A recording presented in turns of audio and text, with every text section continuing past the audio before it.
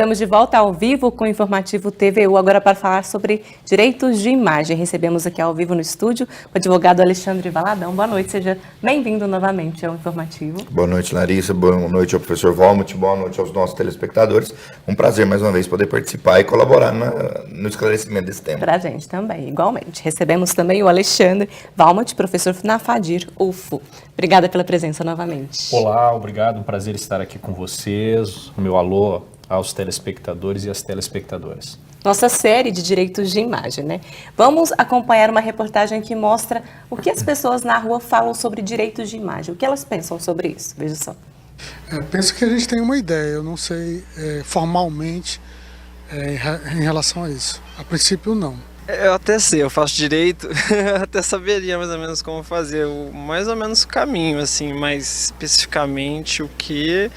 Eu teria que dar uma pesquisada, teria que me informar mais para saber mesmo. Os direitos de imagem cabe a qualquer cidadão que se vê prejudicado pelo uso de uma imagem em determinado contexto em que ele não tem autorizado. Nesse caso, por exemplo, aqui vocês estão usando a minha imagem, eu autorizei, né, vocês a fazerem a imagem.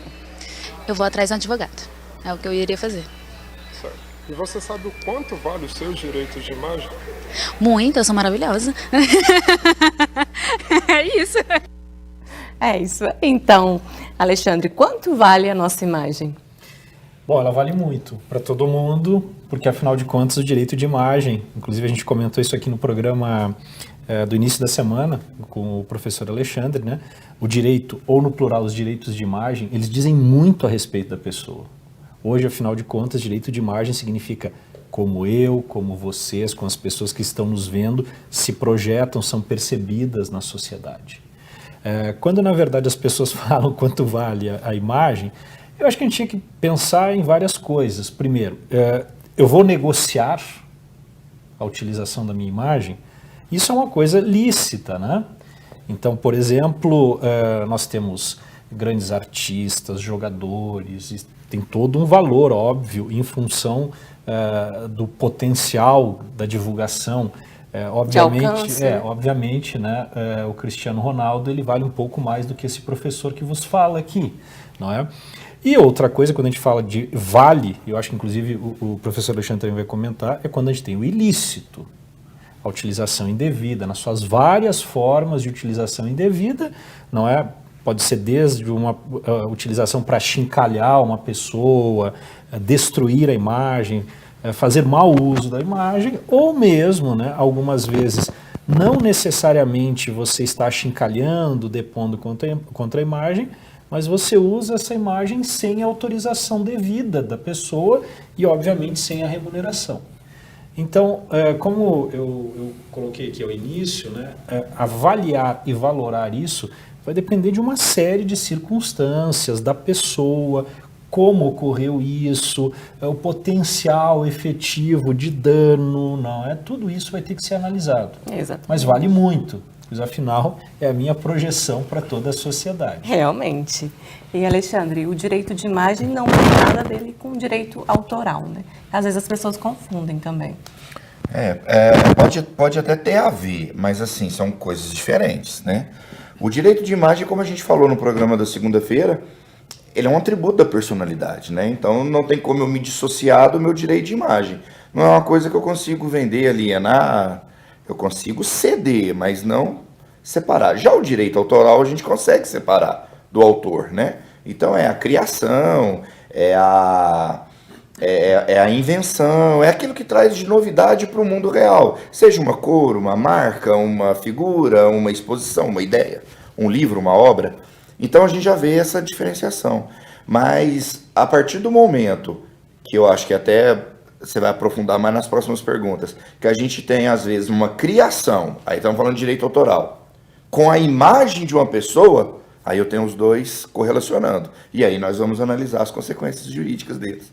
E tem uma criação que é falsa, a famosa deepfake na internet, né? As imagens falsas, que vamos ver como funciona essa questão de direitos autorais nessa reportagem a seguir. As fotos de Donald Trump, ex-presidente americano em luta corporal contra policiais e logo depois na cadeia, com roupa de presidiário, fizeram muita gente acreditar que as cenas eram reais.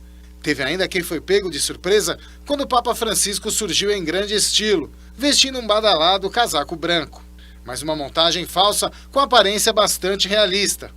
O chamado deepfake, com o uso da inteligência artificial, troca o rosto de pessoas em fotos e vídeos, sincroniza movimentos labiais, expressões e manipula vozes. Na maioria dos casos, os resultados são bem convincentes. O ritmo da geração dessa prática é tão veloz que as ferramentas digitais para identificar as imagens alteradas estão ficando para trás. Esse avanço preocupa por causa das reações que as deepfakes podem provocar na sociedade. Segundo o Índice de Inteligência Artificial 2023 da Universidade de Stanford, nos Estados Unidos, o algoritmo que teve o melhor desempenho na detecção de deepfakes de celebridades no ano passado foi de uma universidade australiana, com 78% de acertos. Essa tecnologia ainda está em desenvolvimento. Hoje, startups atendem principalmente a governos e empresas que desejam reduzir esse tipo de fraude.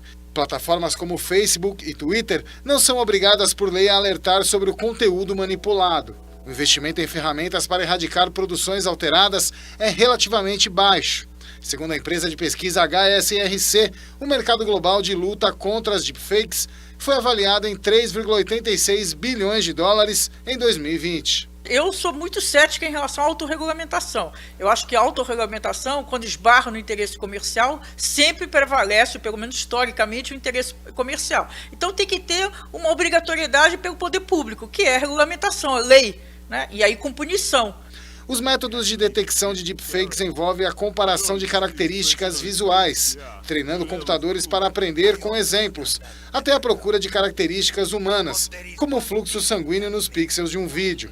Só que a rápida proliferação dessa técnica requer algoritmos e recursos de computação mais desenvolvidos. Por enquanto, é cada um que tem que usar muito bom senso e checar a informação antes de repassar, porque senão inconscientemente, mesmo que não seja intenção, você acaba repassando fake news, deepfake, e você faz um desserviço à sociedade. É isso mesmo. Alexandre, como funcionam os direitos de imagem relacionados às deepfakes? Sim. Não é, o nome não é por acaso, né? É porque, na verdade, você tem a criação de um simulacro que realmente é, entre aspas, perfeito.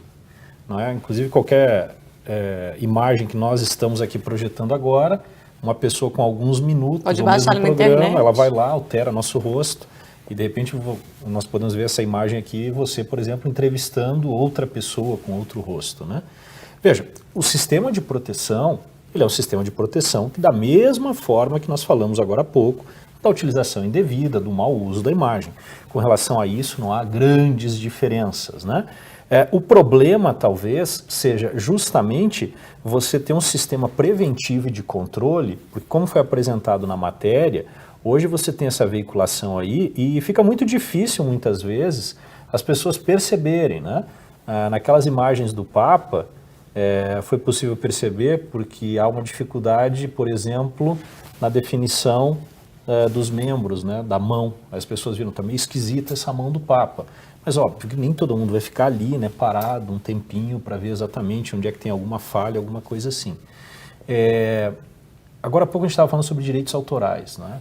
Talvez aí sim nós tenhamos, né, um outro flanco, uma outra realidade para discutir muito séria, né? Porque, quem na verdade, criou essa informação falsa, né? Porque, veja, de um jeito ou de outro, quando a gente fala de direitos autorais, então quer dizer, a minha criação, imaginem que eu tenho um livro, uma canção, alguma coisa assim, uma criação artística e tal, ela pode ser divulgada, outras pessoas poderão cantá-la, poderão encená-la, o livro pode ser reproduzido, mas tudo isso eu tenho um controle, né? A grande pergunta que se faz agora é justamente o seguinte, alguém pode chegar e negociar também essa possibilidade de manipulação e dessa reprodução em outros contextos, né? Essas outras performances aí, elas também poderiam ser objeto de negociação, uma espécie de contrato de direitos autorais. Isso é um grande desafio, né? Porque pense, há uns anos atrás, né? Vou falar rapidamente para os telespectadores e telespectadoras, né? Causou um grande rebuliço no mundo quando a voz do cantor Nat King Cole foi utilizada e foi inserida numa gravação. Naquela época se considerava o máximo, né? Inserções de sons, né? Que imaginava-se que ele estava fazendo um dueto, já falecido, um dueto com uma cantora viva, né? Quando a gente fala de deepfakes, a coisa é um pouco mais séria, pois afinal você trabalha com imagens, ou seja, toda a performance ela acaba sendo englobada. Isso é um baita desafio.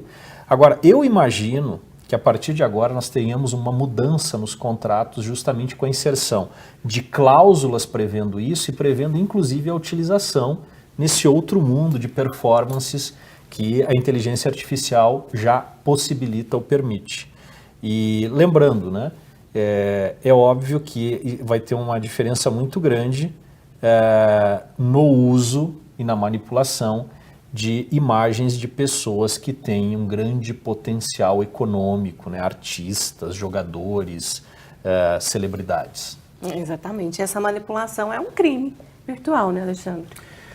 Assim, dependendo do uso. O professor Valmont, ele explanou muito bem o lado lícito, né? Contratos e cláusulas e tal. E agora você menciona muito bem o lado ilícito, né? Então a gente tem para os dois lados. Posso perfeitamente imaginar, como o professor Valmont colocou, eu cedendo a minha imagem, ciente que a pessoa vai criar uma realidade não existente, né? Uma inteligência artificial, e que ela vai lucrar com isso e talvez eu possa ter participação. Eu tenho dois negócios jurídicos separados, a cessão da imagem e a criação da deepfake com a repercussão econômica, eu ganhando, o criador ganhando. Lícito. Agora, o que a gente mais tem preocupação é a utilização ilícita, né? Então, como o professor Valmont mencionou, estamos nós três aqui, conversando e entrevistando, e alguém captura essa imagem e coloca um outro contexto, e de repente estamos falando de, sei lá, de motor de helicóptero, nada a ver com o assunto. Essa utilização indevida, dependendo do dano que ela vier a causar, da extensão que ela tiver, quem ela alcançou, quais são os males que me causou, essa repercute na esfera jurídica. E aí eu posso ter consequências em dois âmbitos, civil e criminal. Civil é a reparação de danos, que a gente já conhece, que a pessoa indeniza, que a pessoa tenta devolver a outra ao estado anterior à prática. Agora, a repercussão criminal é o poder legislativo tentando correr atrás do fato depois que ele acontece. Infelizmente, qualquer poder legislativo, ele não consegue antever o fato, né? Então, é sempre correndo atrás, é sempre colocando a tranca depois que a porta foi arrombada. Por isso que a gente tem Lei Maria da Penha, né? Depois que aconteceu com a Maria da Penha, Lei Carolina Dickmann, que é até o tema da nossa conversa. Depois que aconteceu a exposição de nudes, é que vem uma lei para poder agravar. Então, aí a gente vai entrar na esfera penal, criminal, e aí nós vamos apurar. Foi crime? Não foi? Qual é a penalidade para que isso não ocorra e para servir de exemplo para que outros também sejam desestimulados a querer fazer isso? A inteligência artificial tem que ser usada de uma forma correta, porque senão pode favorecer outros crimes com crianças também.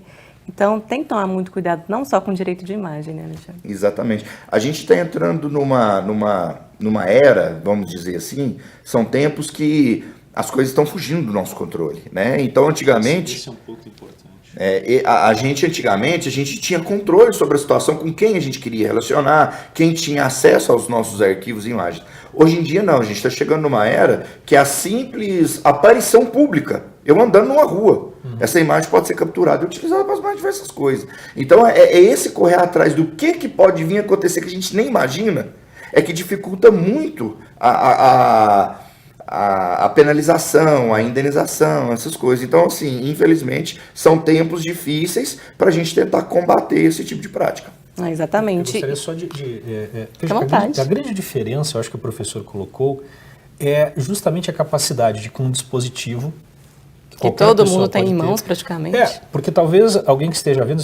mas, por exemplo, todo filme tem uma trucagem, não é? Efeito especial. Lá no começo, na história do cinema... Também, né, os primeiros artifícios, como colar um filme sobre o outro, isso sempre existiu, mas veja, isso era uma coisa difícil, complicada de fazer, não é?